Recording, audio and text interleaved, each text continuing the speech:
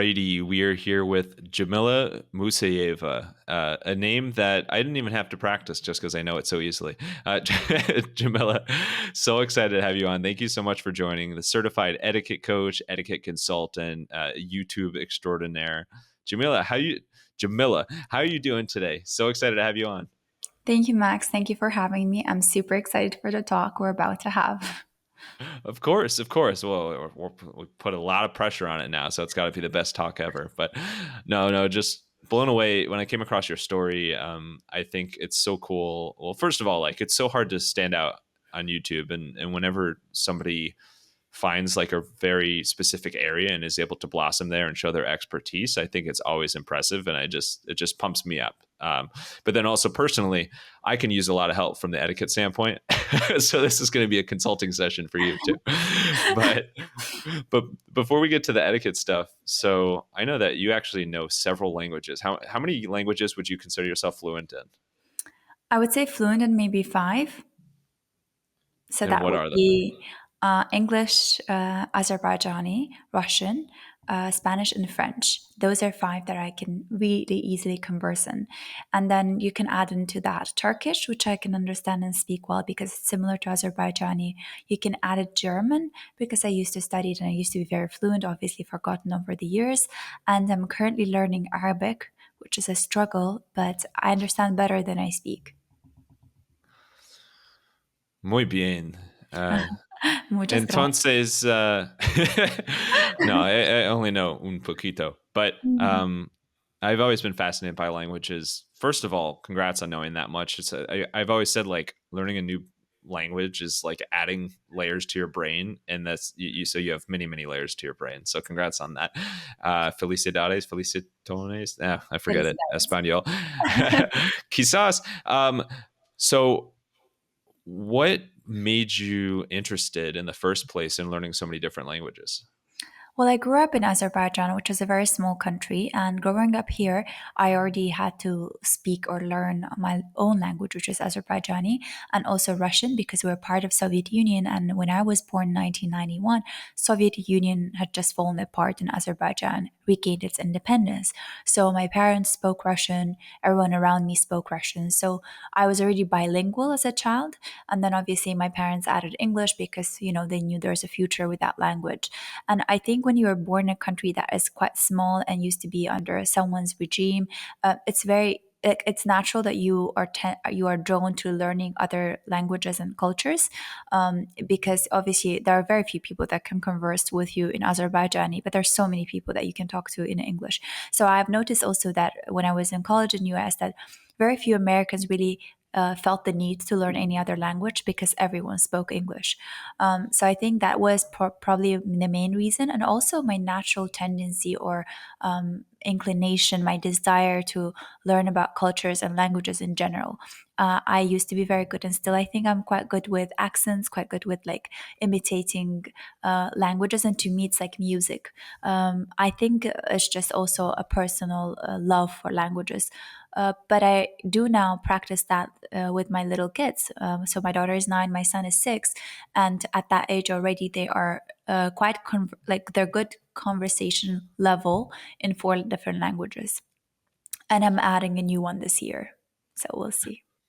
Oh my God. Well, and I don't nay pig Latin very well, but you could throw that one to the mix as well.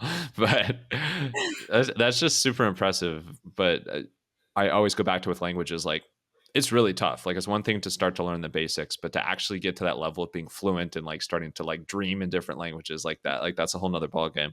What of the languages that you personally know so far, what, and I say so far because you never know, you might be up to 10 or 15, which has been the most difficult to learn? Oh, Arabic, for sure, Arabic. It's like nothing else. People say that Russian is a very difficult language, and I don't know because I've been exposed to this as a child, so I don't really remember the process of learning. It was just infiltrated into my mind by just being in the environment, but I assume it would be difficult if I wasn't learning it as a child. Arabic now is very hard for me as an adult. I mean, I started learning it in middle school, but I had a lot of stops in between, and it's just so difficult, Max, to be able to try to find out things I can relate it to. That's how I learn things. I try to assimilate things with certain things that I already know.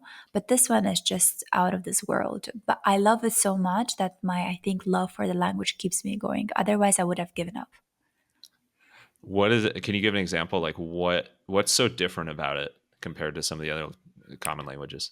First of all, there are a lot of different like past, not just past, present, future terms.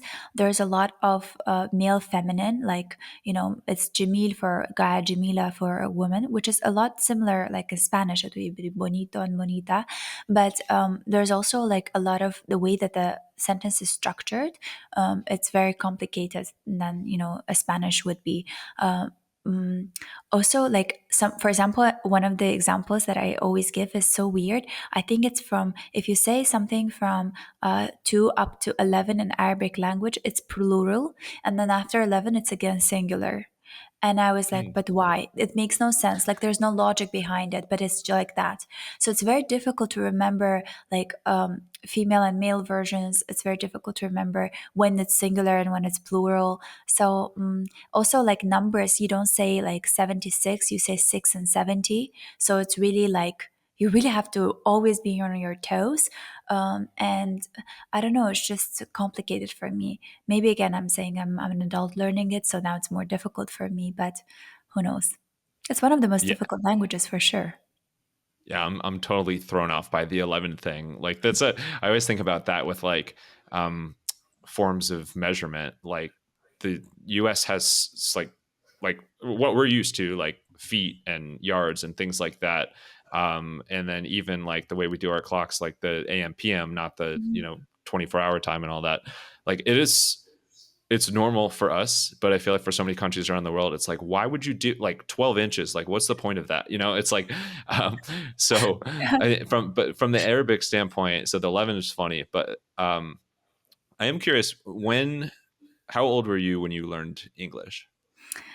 I don't remember that the age when I started, but I know that my mom had like this girl that was our neighbor. She was doing play dates for us, and then we stopped. And then I started going to an English speaking school when I was 10, so at Mm. my grade 4, and it was really, I think, yeah, just fourth grade onwards is when I started learning everything in English. So that's pretty much the age. But I also think like prior to that, we had a little bit of exposure to English language in general. What do you think is the weirdest thing about the English language? So many unnecessary letters that are not pronounced, and like, why would you write them if you're not pronouncing them? It's just also one of those languages when, now after having learned it, it's just natural to me, but then sometimes when I come across a new word and I have to read it, I'm like, but why am I not pronouncing the 4 letters in between? Like, I don't know, it's like so bizarre. Why would you write it if you're not reading it? So it is complicated actually for someone who is learning it at an older age. It is. I feel like that's so true. Like, there's so many words that if you just pronounce it phonetically, like why isn't the spelling of this word shortened? Like, why are Yeah, there like I said an example, like the word yacht, for example, like YACHT. Like, you could just be YAT. Like, it doesn't exactly. make any sense like that. So much extra. I guess we just love letters here, in English speaking countries. But last thing about languages Mhm. before you're off the language hot seat, what advice do you have for anybody that aspires to learn a foreign language, become fluent in it, and do so in like not a crazy amount of time? Well, it depends on the age, which is why I'm such an advocate of learning languages since a very young age on, because I see for myself, I see for my kids, now that I'm like reliving that with my kids, is the earlier you expose them to languages, the easier it is for them to grasp it. It's just a part of growing up. They don't really think much about it. It's not like something they have to sit and learn. It's kind of like a play for them. So for me, I think the most important thing for whoever wants to learn language is never look at it as like, this is a project I have to do in like a year time. If you allow yourself and give yourself that liberty of learning it and making it a journey rather than like an end goal result, then the likelihood of you enjoying the process and being consistent with it, because I know people that would be so intense into a language for like 3 more months and then they just burn out and they stop learning everything. And that's not how it's going to work. You cannot learn a language by doing it intensely. You can only do it by doing consistently. So for me, it's make it fun, make it interesting, make it consistent. A day spent learning, 10 minutes spent learning Spanish would be better than if you just do a marathon on Spanish for just a week, you know? And also try to use a lot of materials that are fun to learn with, like music.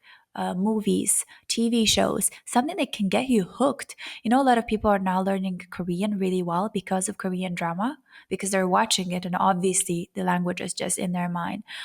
It's how many kids learn languages, through cartoons. So I would say definitely find a fun way to learn it.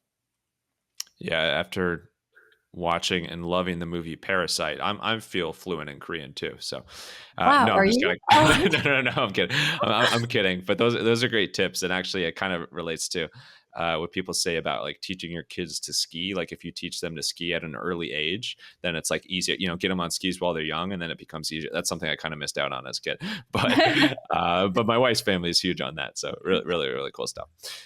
So let's get to etiquette. And I think it's something that, speaking of my wife, she would say I need a lot of help in. I'm not the most, let's just say I'm a pretty casual, laid back guy. So also we'll say it that way. So I've learned some things, still don't know how to properly set a dinner table, anything like that. But, I know some basic stuff, but I could learn a lot from you. So we're going to talk all things etiquette. But first of all, you're a certified etiquette coach, etiquette consultant, like built like an incredibly cool and now massive YouTube channel where you have so many awesome videos on the subject matter. What got you interested in etiquette in the first place? Again, it's already going back to my childhood. I think again, I was lucky enough to have traveled a lot with my parents throughout the world, and it was a priority for them to give us good education and to show us the world. So I think just seeing other parts of the world and how things were done. As young as 12 and 13, I traveled to India, I traveled to China, I traveled to Europe. So I saw how different parts of the world lived differently, and that always brought like curiosity in me as to, why are you doing this way, why are you doing that way? But it was just a child curiosity. I didn't know that there was such a thing as an etiquette at that point. And so I think I then pursued my degree in international relations in George Washington University, assuming that I'm going to learn a lot about that, like cultures. I also did minors in history and sociology because I really wanted, and I was always interested in history and culture and society. So I couldn't really find what I was looking for. And then I moved to Europe to do my master's degree at College of Europe, where I saw how people lived very different from the way they lived in US. And so in US actually, and then in Belgium, where I was doing my course, we did like diplomatic protocol. And when I was in GW, we actually had a workshop by, I think it was the Institute of Protocol and Etiquette in Washington D.C. They did like a workshop for international relations students, and I attended one of those. And I remember sitting there and thinking, "Oh my God, this is exactly what I would love to be teaching."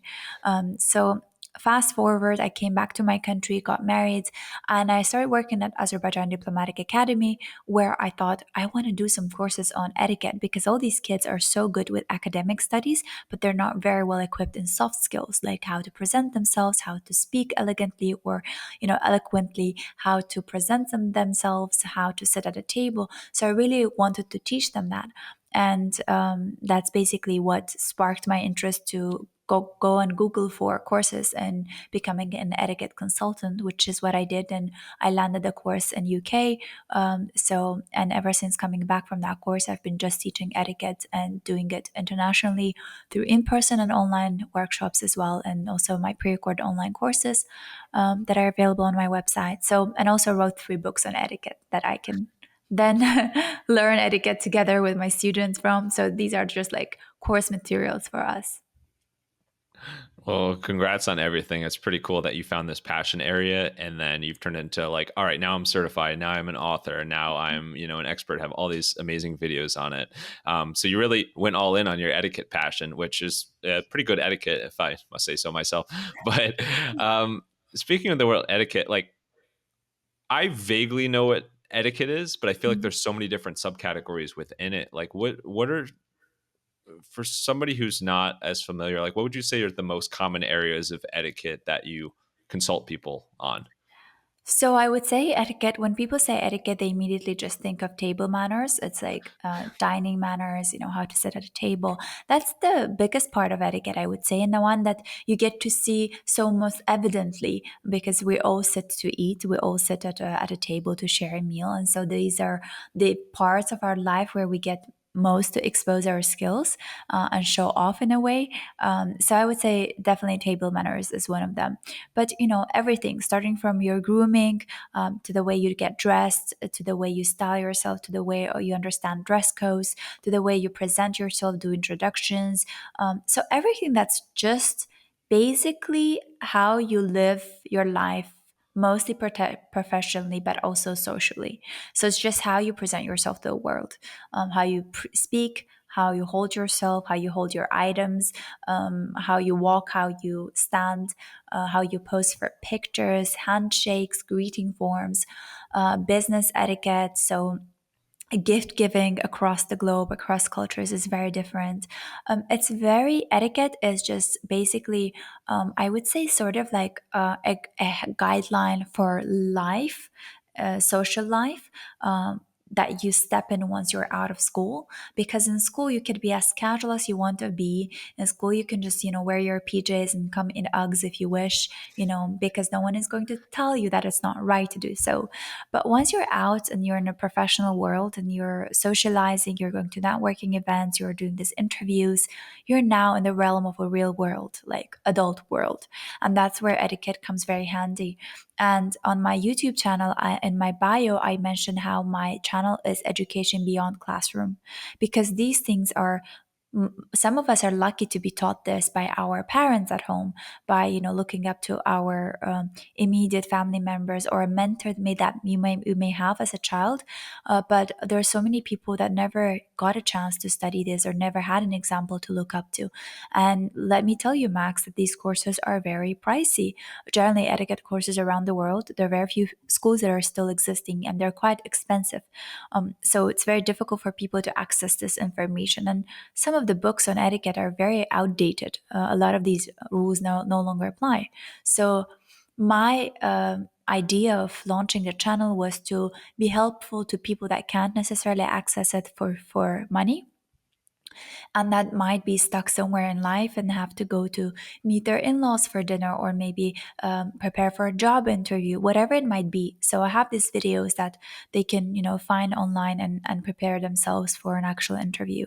And I've received so many emails from and so many direct messages on my Instagram as well, and the comments on my YouTube channel, people telling me how your video changed my life, I landed a job, or I got the client to sign with me, I impressed my in-laws. And this actually means the world to me. And I don't want to, like, I know it sounds cliche when people say, oh my god, like this means the world to me, but it truly does, because that's the biggest reward I could get from people that I don't know, can have access to, from all parts of the world, from Barbados to Sri Lanka, telling me, you have helped me. So it has given me a lot of opportunities as well, but the biggest one is being able to help people. Well, that means the world that you shared that. No, I'm totally with you. I think that like when I'm like responding to people online and like people say nice things, I'm like, how many times can I say means a ton, or how many times can I say means a world? But like it really does, and like I wish there were more ways to say that and to convey that. But like it really is so true. So there's an amazing story there with your YouTube. There's a little bit of foreshadowing, so we'll get to that in a little bit here. But most urgently, just because I again need dire help, I want to dive into some of these categories of etiquette. And I think that you mentioned some of them that kind of come top of mind, like business etiquette, table setting etiquette, whatever you call that, times to be formal, introductions, being cordial, things like that. But I want to focus on business for a little bit, and I think there's many entrepreneurs that tune into the show and aspiring entrepreneurs that tune into this show, and I'm curious like where etiquette is like most important in a business setting. Like what comes to mind about like when it's really important to be to be really on top of your etiquette in the business and entrepreneurship world. You mean which topic or where in the part of the world? Like, depends on who you do No, business I know. with? Yeah, I mean like where in the not geographically. I mean like where in the business journey. So for example, like Oh, meeting with potential clients or okay. like doing things like that. I got you, Max. Let me tell you, it's sending your first email to connect. Like, Mm, that's as early as it is. The reason I can tell this is because I receive on a daily basis now because my YouTube is doing so big channel. I'm getting every day pretty much 10 emails on collaboration, invitations. And on spot, within a few seconds, my team and I can tell if this is like if we're going to do this or not. It starts from the way the subject is written, start from the way the email is written, signed off. It's as like it really does. You know how they say it takes you like 7 or 3 seconds to make your first impression? It really right. takes you just 3 seconds. And you can tell, obviously, you receive a lot of emails about, people wanting to collaborate or be on your podcast or anything. And you can immediately tell, like, are these professionals or are these like not scammers, but they're not really people that you want to do business with. And so for me, it's just as early as communicating your first message. Be it you want to collaborate with someone, you want a help from someone, you want, an interview with someone. It really means a lot for you to take your time and craft an email that will stand out from the rest of the crowd. One of the biggest pet peeves for me is when people write like "Hey" and instead of like "Hello" or like "Hey, Jamie," or like they nickname me or like Jammy.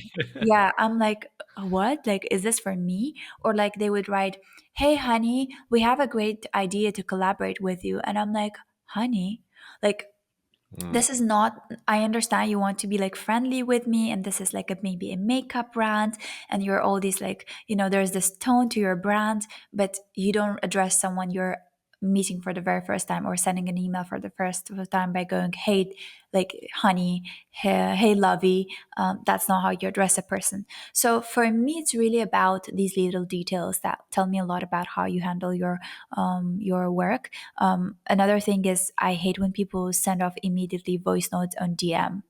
They're trying to collaborate, and that's the first thing they do is send a voice message. I don't get a chance to listen to voice messages all the time. I don't know who you are. Maybe an introduction would do great, and then ask me if you can listen to a voice note because I want to send a long voice note explaining. Is it okay if I send you one? And upon my consent, you can send me a voice note explaining what you want to do. So for me, there's a lot of these things that do make a huge difference. So again, how you present yourself to the world, Max, it's all about how you start. I appreciate those, and I'm definitely guilty of those. Not the like name calling over email, but like I use "Hey" all the time. There's an old joke, "Hey is for horses," but and then I've also done a lot of Instagram DM voice memos, and I've seen that sometimes they really work, but it probably depends on the person. But also Mhm. now you're like, I mean, I get hit up with spam. I can only imagine the amount of like DMs you get and like people, and so it's a good thing, especially especially for you that there's almost like the spam filter within Instagram Mhm. of if you can stop when people are reaching out. But yeah, there's so much spam reach out these days. Um, but I do have to admit that it would be nice if somebody called me honey sometimes. It would. I'm just kidding. So that would be weird, but No, okay. no, no, over email.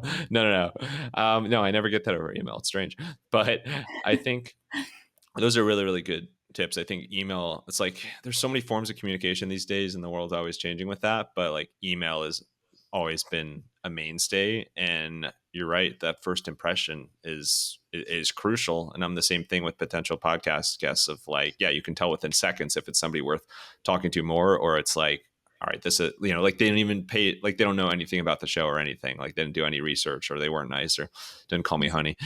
um, how about in person? So that's the email and like Mm. online sort of thing, and social sort of thing.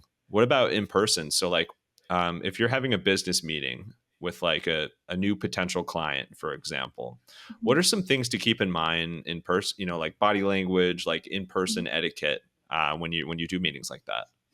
Well, in person, it's a bit more even complicated because if online you only have to take care of an email, then in person you have to take care of how you look. So your dress, obviously your suit and tie. If it's a man, whatever you're wearing, how groomed you are. So your personal hygiene matters. Your body language, because these are the things that really tell our mind. They feed the information faster than what we are going to tell afterwards. So these are just things that we subconsciously pick up on, just based on our nature, that we are able to say, is this a danger or is this like a good thing? And then obviously afterwards, it's just the way you speak, the way you talk, what you say. But up until the point you get really a chance to talk, it's just the microseconds of people scanning you, like, and we all do that subconsciously. It's not necessarily something we do intentionally, but subconsciously you scan a person. So for me, I think, having attended a lot of events, and being in a lot of, obviously, teaching around the world, and being in a lot of different international arenas or workshops, I can tell that it doesn't really matter what you're wearing per se, that if it's a national costume you're wearing, or if it's like a formal attire you're wearing. What really truly matters is how well fitting, well taken care of, well ironed, where fitting to your body, this suit and tie, this dress is. So it might be the most branded item out there in the world, maybe the latest collection, but if it's not fitting to your body, it's not like fitting to your body frame, it's not well taken care of, it's stained, maybe it has some, it's not fresh any longer, so it's obviously not going to make a good impression. So clothes has to be sharp on you, tailored to your body size. In terms of your grooming, I think the most important things when it comes to men and women is the way they take care of their shoes. If your shoes are not polished, if they're not well taken care of, it means it can ruin your whole total look. It Because our eyes naturally gaze from eyes top down, because we're scanning, it ends at the shoe. So when the shoe is the last thing we see and it's not leaving a good impression, most likely the whole impression will be ruined very easily. You can even try to Google some images of people wearing wrong shoes, and you will see how that immediately throws off the whole look. So making sure that you take care of your shoes and they're appropriate for your dress code. So obviously saying, wearing a dress suit with like boots that are like muddy, or will ruin the whole look of your suit. So definitely having a change in your bag, in your car, for like a fresh pair of dress shoes is important when you're like, especially in winter time, if you're going to a networking event. So, and obviously some of the things that we pay attention most is obviously, how well groomed your face is, your hair, how, fresh your hair is. Handshakes. When we're handshaking, we pay attention a lot to hands, and when we talk as well, we pay a lot to fingernails and fingers. I always say, especially when women are asking me, is it important to have a manicure? Some men as well. I would say it's not necessarily important that you get it done in a salon, that you get the nail polish on, but what matters is that your nails are clipped, they're trimmed, they are you have no cuticles around, no bites around, no like blood around your nails, and that your hands are like well moisturized, not well moisturized, but like not so harsh to touch. Because these are the things that tell a lot about how generally how much attention you pay to your overall hygiene. The way people take care of their hands means a lot about how they're taking care of their overall hygiene. So that's why we paid a lot of attention to that. And obviously, making sure that your hair is fresh. If you have dandruff, take care of that, so there's nothing remaining on your shoulders. So these are the things that, how they say, talk about self-love and self-care, how you have to start loving yourself first so that people will love you. And I say this is important not just because self-love is important as a practice by itself, but self-love starts with taking care of yourself. So if you cannot take care of yourself, Max, how can I trust you my company? How can I trust you with bigger things? If you're a mess, there's very little chance that you will be organized in the rest of your life. So showing that you're organized and you're well taken care of tells me that you are ready to take on tasks that need organization, that need tidiness, that need a certain routine. So I think that's very important, and nothing has changed about that. No pandemic has influenced that. There are some relaxation in terms of the rules of like what is a dress code appropriate for different. There are certain companies that went casual from business casual. There are companies that went from business formal to business casual. So definitely the dress code has become less formal in a lot of companies, but no one has canceled the idea of looking put together. That's what matters. So yeah, that would be something that's the most important thing within the first 3 seconds. You read my mind because the next thing I was going to ask you is why is etiquette so important? And you kind of hinted at it there is like, it's all goes back to first impressions and people's perception of you. And if like you come across not organized or not responsible, that totally directly impacts if whether people want to work with you or not, or collaborate in any form, or call you honey over email, or no. But it's spot on, and I think actually to the point of like how subconsciously we do like a scan of somebody when we first meet them and Mhm. notice their shoes. We had way back early on in the podcast. So like I do a special family episode for Thanksgiving every year. And one of the first people I interviewed for that was my mom, Joanne. And so that was a really special interview. It was really, really cool.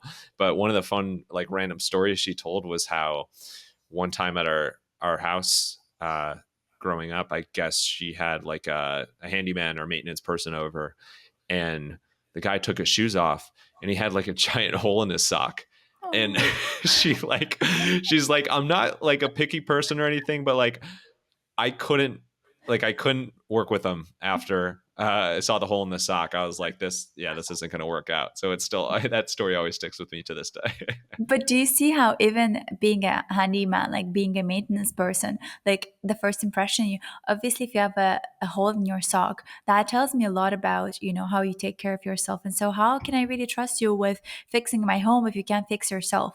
I think some people like think this would be judgmental, but I think it's just a natural way of selecting things for our own safety. This is our mind or our gut telling us things before our mind makes up, arguments about why it could work. So it really doesn't take that much time to look put together. It's just how much effort you're willing to put in or how much attention you're willing to put in. That's what matters. Exactly. That's a good story to back up my words. I appreciate it. We can thank my mom. Shout out my mom for that. Well. Speaking of putting in the effort, let's talk YouTube. So YouTube is, I mean, at the time of this recording, you now have over 1 million subscribers. Congrats on that. That's about 1 million more than I have. No, but I think YouTube is an awesome space. To your point on education, like there's so many incredibly valuable resources there. Like there's no question why. It's no wonder why YouTube has grown so much as a platform. There's endless things there, and it's now how like kids watch. They don't watch TV; they watch YouTube. It's like blows my Exactly. mind. But how did you decide? Well, you hinted at the start of how like these courses on etiquette out there are like super expensive. I want to provide something more affordable. I want to help more people. Um, when did it change from you from being like, all right, let's put this stuff on YouTube, try to help some people, to like, wait a second, this is like really catching on. Like I'm really onto Mhm. something here. Max, to be honest, like I would want to give a bit of a background. I was already Yeah, teaching of course. etiquette in school and university, but it was pandemic that hit, and I had to carry on with my online classes for etiquette, and that was so difficult because I had to set up the table every time for each class. So I got really tired of that, and I thought, how can I, facilitate my life? I also had 2 kids stuck at home with me, so I was like, okay, I'm gonna shoot a video, how I eat and afternoon tea etiquette and all the things that I'm teaching, and then I'll share the link with students before the class. So during the class, we could discuss things that I was talking about in class. So that would make it easier for me. So essentially, first, the way I launched the channel is just allow myself to have some course materials that I could share with my students. And the only platform that allowed you to upload something that was that long and for free was YouTube. And it wasn't really until I started getting people like commenting and my channel being noticed that I realized YouTube could be something I could be doing. And even until today, Max, if you ask me, are you a YouTuber? I would say I'm a part time YouTuber, because over the span of 4 years since I launched my YouTube channel, I only had about 316 videos, which is pretty much nothing if you compare to someone's TikTok account or other YouTubers. I used to do just one video per month. Then I did like two videos per month. And now I'm trying to do like 3 to 4 videos per month. It's not always consistent. I'm not always like regular.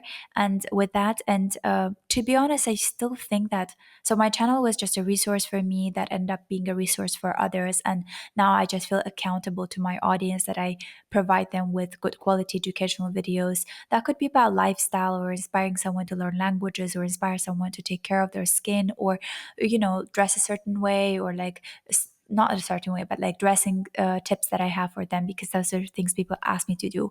And then obviously etiquette and presentation, public speaking. So to be honest, I still do think that my focus is to help people as much as I can, because it's obviously something I feel I have to give back to my community for their support. And I wouldn't consider myself like a trendy YouTuber because I never really do like very like hot topics. How these people do, like how to get attractive to attract a wealthy man or something That's like that. actually that's my latest video. How did you know? But I get a lot of requests about how to become like a high value woman, how to become a woman to be seductive to men. And I always respond like this is not my expertise. Like I Right. cannot tell you how to do that. I'm not a coach on relationships and I don't intend to be one because it will be a lie if I were trying to be because I never dated anyone. I got married to a family friend and I don't have much expertise to share with you how to attract men. It's not my thing. So my thing is how to become a better version of yourself, how to learn languages, how to improve your skills, how to become well mannered and well groomed, how to become a better you, and then you can decide what to do with that afterwards. So. I think I wouldn't consider myself still like a YouTuber that thinks, oh, I'm going to be like the next hot topic. My agenda is still to educate, and I hope that I can continue doing that and not fall into the trap of trying to become one. By the way, when you said how to attract a wealthy man, at first I thought you said a wolfy man, like a wolf-like man. I'm like, oh, that could be a good one for like Halloween. Um, That should be my next topic. there you go. Speaking of that, actually, what's your process like for choosing topics and like developing these videos? Because like if you check out your channel, the videos are amazing, like awesome quality, really, really good topics. Like the final product's amazing, but like what's the behind the scenes there? Oh, Max, it's just so easy. It's usually just me thinking, oh, I wish there was a video about this. Like, I wish there was a video about how to speak more elegantly, or I wish there was a video how to, things that I would before Google myself. Or oftentimes, these are very good recommendations from my audience. They're asking me, like, I would love to hear a video about this. But let me tell you this, Max. You know how they say, like, if your audience tells you to do this, or if like Google Trends are telling you to do this, it's not always the case that the things that are told to be trendy will be the trendy video.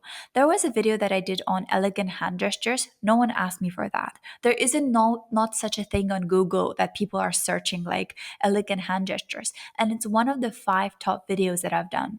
And I'm like, or like how to walk. I don't think anyone ever would tell me like, can you teach me how to walk? And then that video is one of the most popular ones on my channel. So I realized that a lot of things that I did out of my own like intention to teach are the ones that went viral versus the ones that Google is telling me, people are interested in learning about, for example, I don't know, like seeing your lifestyle or like your something about like your skincare or something. So I'm like, okay, I'm gonna do a video on that, and that doesn't do so well. It's just okay video.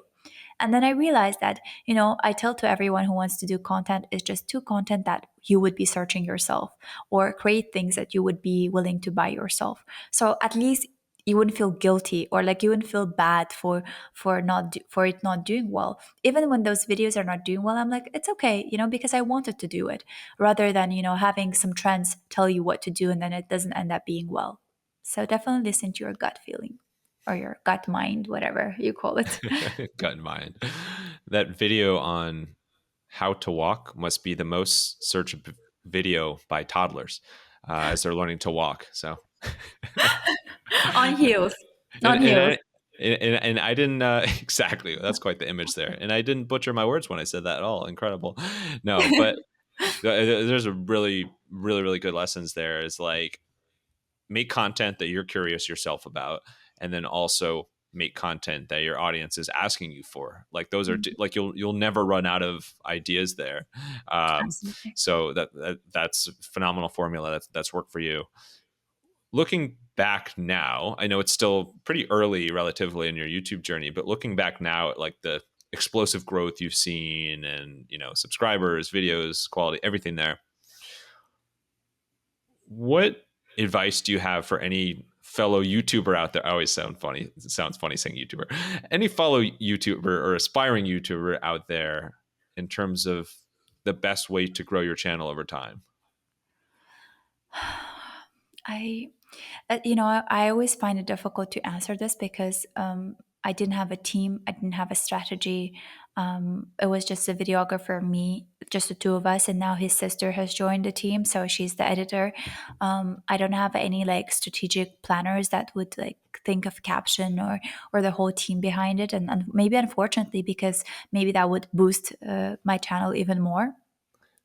But I never saw the need to grow. I think in the beginning, and I think that's what you have to keep in mind. Like you don't have to go in focusing on becoming a million channel. Your focus should be on how can I create videos that are useful and helpful and that are of a good quality that people will want to watch. Because if you do that and answer those criteria, your videos are going to do really well. What I really love about YouTube, which I don't find necessarily in other social media platforms like TikTok or Instagram, is that the game is so fair. You know how with Instagram you could buy followers, you could do giveaways, try to seduce people to join your or buy a page that was already there, or grow your like Instagram page very fast by buying followers and things like that. It's not possible on YouTube. Fortunately, it's really a fair game. If you do well, people will watch and people will subscribe, which is unfortunately not always the same with other social media platforms. So for me, I think the focus for me, the secret sauce is to do something that you think is valuable to people, and something that you can share your knowledge on and do with a good quality, because there's the way the visuals and the sound really matters. People are very now spoiled in good quality things, and they will not sit and watch your video if the audio is bad or if the visuals are not good. And then just let algorithm do its job. Someone will start watching, algorithm will start picking up on it, and then it'll start suggesting to other people to watch.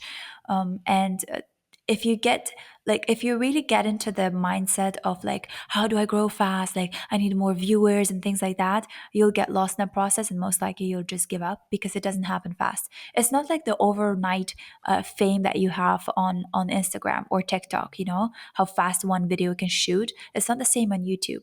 The only exception was Cristiano Ronaldo, but he had a huge audience anyways.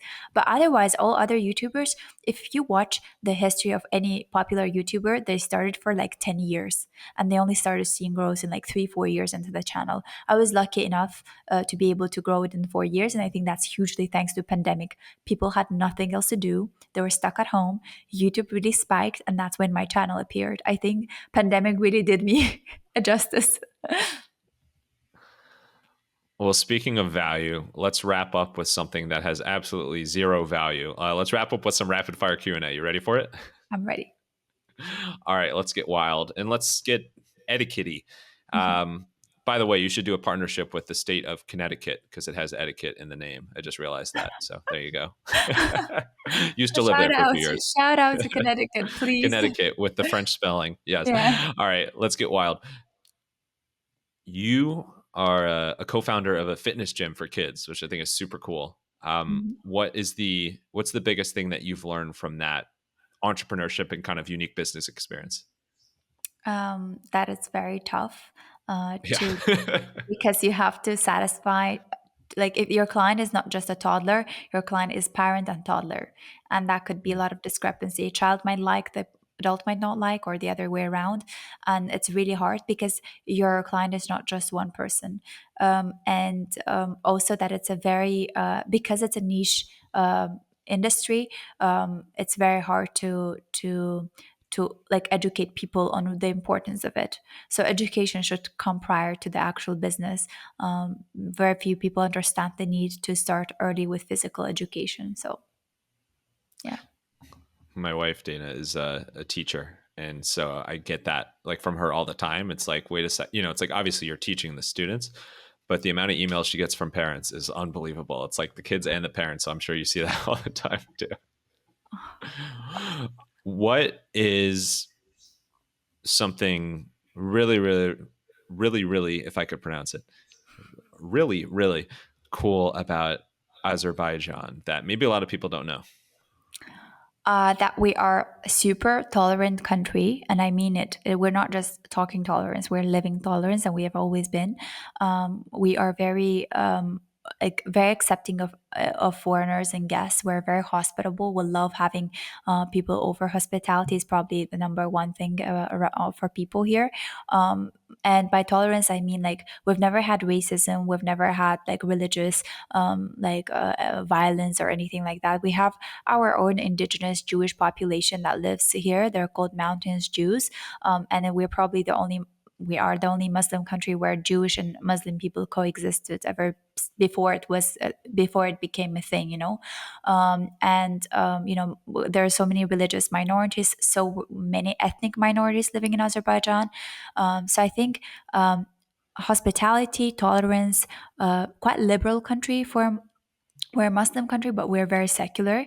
So it's a very, very liberal Muslim country. And I think that we have very good food, something people don't know about. We have very good organic food. So yeah. That's awesome. I appreciate that.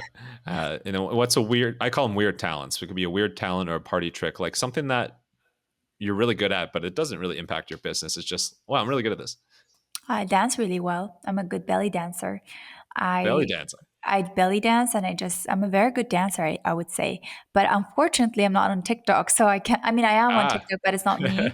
So I don't do like TikTok dance videos. Honestly, like if we're talking about money, I could probably be earning more money doing the dance right. videos than etiquette videos.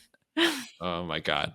Well, let me know when you start that, and then I'll start my belly dance channel as well, and then we can collab, and I'll send you a voice DM. Um, Let's do that, and I'll call you honey. exactly, exactly. How sweet, literally. All right. What is? I'm not going to let you say Arabic for this because you already said it's the most difficult. But Mm. of the other languages that you've learned or are trying to learn, which one is the most difficult from a pronunciation standpoint? Oh, I think it's French because again, so Oh, many unnecessary letters in between. Like, why would you write four letters of like, like e a u, like o, and then just pronounce it like a o? It's like you could just have written o. So definitely French. But it was easier for me to learn because it's a bit like Spanish. So mm. there was a common ground that I could pick up on. It's just like Spanish. It's just way more French. Yeah. No, we try when we visited Paris was like the first time I really said the word for thank you, which I try to say it as merci, but I don't know. I feel like you have to swallow your tongue as you say it. It's It's merci. like deep in the yeah. There you go. Yeah. Much better then. So fortunately, a lot of people know English too. All right, and then last one. What is the most common etiquette mistake that you see people make in general? Oh, there's so many. Like, can we trim down? Like, can we narrow down to like what aspect of life? Sure. Um, Just pick a random aspect. Go for it. Yeah. Something that comes to mind. Doesn't need to be the top. okay, because I can't think of like a, because top would be like there's so many different things that people do wrong. But I would say maybe like the in dining etiquette, something that I've seen done a lot in hotels, especially for breakfast, and amongst a lot of like businessmen that are meeting there for either breakfast or brunch, and that's like tucking in their napkin to their shirt while having like business lunch or dinner or morning breakfast, and I'm like, whoa, like you don't need that. It's not a dip, you're not a baby. I think if you should have mastered already your table manners to feel comfortable eating, without that napkin tucked into your shirt. It definitely is something that is telling me, oh, I can't handle my table manners, so I need this extra protection. So yeah, that's probably one of the things that I was like, whoa. And then the second thing would be like people going out for a handshake, uh, like with women first. And that's like a thing in social etiquette. You should always wait for a woman to extend her hand for a handshake. Mm. And that comes with an idea of like harassment and allowing the woman to, make the first step, decide if she wants to touch your hand or not. And then I see a lot of men like in social gathering thinking that they have to greet a woman with a handshake. You don't. Allow the woman to make the first move if she wants to. Very nice. Well, Jamila, thank you so much for handshaking things up. See what I did there? Really appreciate you coming on and all you do. Just congrats again on the awesome channel, the books, the businesses. Really appreciate you having you on. Where's the best place for people if they want to learn more about any of your teachings or your books or connect with you on YouTube? Obviously, your YouTube channel. Where's the best place that they can learn more about you? Definitely my website, which is jamilamusayeva.com. My books are available for international shipment, so they can order my books to be shipped to their country, as well as I have pre-recorded online courses for those that want to watch etiquette courses at their own leisurely time. So they can find my two pre-recorded online courses: Western Formal Dining Etiquette from A to Z, that prepares you for a formal dining experience, and then Entertaining at Home is about how to set up a table, how to greet guests formally at home, and all that, as well as how to wrap gifts. So it's really good for someone who wants to learn how to host people over. And then they can find me on Instagram to follow just my daily diary, so to speak. And also on Patreon, I have a Patreon etiquette movie club where every month I do reviews for movies from an etiquette standpoint of view, which is a very unique content. It's not available anywhere else, only on my Patreon, so they can join me there too. Awesome. Well, thank you so much. So much to learn. I mean, I've learned a ton just in this session, just talking to you. So thanks again. Last thing, final thoughts. It could be a quote, word of wisdom. You could say it in French and Spanish if you want, whatever you want. Send us home here. Ooh, I used to say that my most favorite quote that got me started with YouTube and a lot of things in my life was this quote that changed my whole approach to life, and that is one day or day one. So it's up to you every day that you postpone your dream, your wish, your goal to think of it. Will I do it one day, or is this the day one of living up closer to my dream? And just recently, another quote that really spoke to my heart because I've had a lot of challenges along on my way is this quote from actually Quran, the holy book of Muslims, there's a line that says, "With hardships comes ease." So with hardships comes ease, and I never really understood the meaning of this, but living the life and in retrospective to certain things that happen in my life, I see how it is truly with hardships that the ease in life comes. Some of the most successful people in the world that a lot of us admire nowadays have had the most difficult, challenging childhood or teenagerhood or anything, and through those hardships, they accomplish things in life. So, those are two quotes that I hope to inspire your listening audience, especially if they're entrepreneurs, because it really will be needed in the journey of being an entrepreneur. Bring on the bongos.